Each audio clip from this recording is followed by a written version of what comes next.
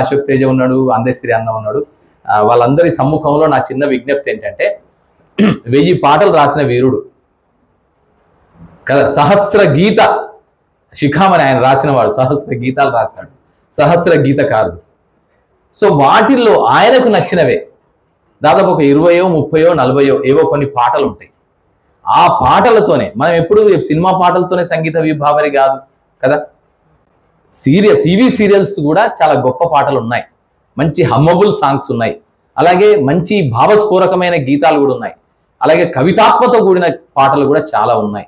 So అలాంటి పాటల్లో మౌనశ్రీ రాసిన పాటల్లో ఆయన ఎంపిక చేసిన పాటలతోనే ఒక మంచి ఆర్కెస్ట్రాని ఇదే వేదిక మీద అరేంజ్ చేసి ఒక చక్కని కార్యక్రమాన్ని మనందరం నిర్వహిద్దాం. అంటే కవిగా ఇక్కడ మనం సత్కారం చేస్తున్నాం, కానీ గీత రచయితగా మనం మిస్ అవుతున్నాం. నేను అనుకునేది గీత రచయితగా ఆయన చేసిన కంట్రిబ్యూషన్ ని వీఆర్ మిస్సింగ్ సమ్ వాట్.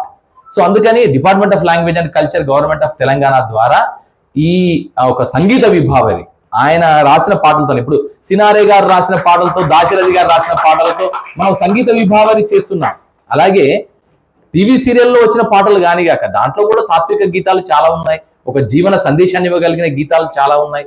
ఆయన రాసిన 1000 పాటల్లో 1000 పాటలు కాకపోయినా ఒక 40-50 పాటలను ఎంపిక చేసి దాంట్లోంచి ద బెస్ట్ సాంగ్స్ ని ఒక మంచి ఒక సంగీత విభావరి ఇక్కడే చేస్తే బాగుంటుంది అనేది నా చిన్న రిక్వెస్ట్.